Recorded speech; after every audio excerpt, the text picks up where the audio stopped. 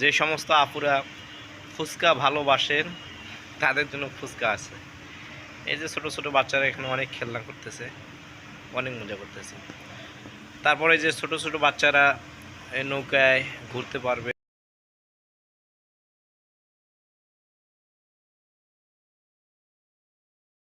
এই যে এখানে দেখতেছি যে বড় বড় আপুরা ভাইয়েরা ঘুরতেছে, অনেক ভালোই আর কি।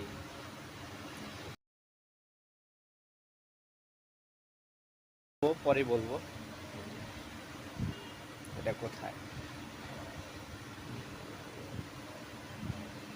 যে ছোট ছোট খেলনা, আবার নাম লেখা, এই হাতি।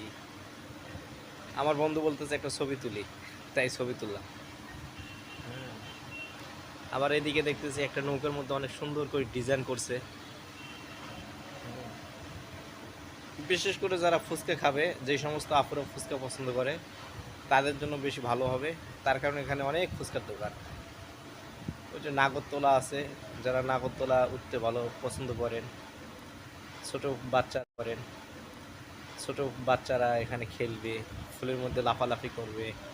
এই যে অনেক সুন্দর।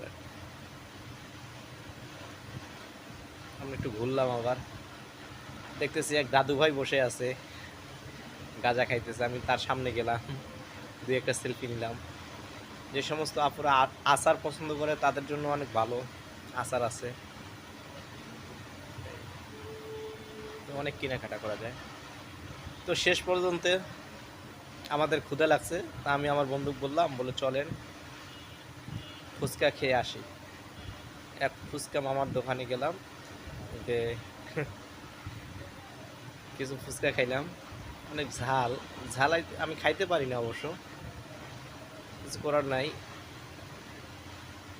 কিছু ফুচকা খেয়ে, ফুচকা খাওয়া শেষ করে আমরা আবার ব্যাক করলাম। তো ভিডিওটা কেমন হলো বন্ধুরা সবাই কমেন্টে জানাবেন।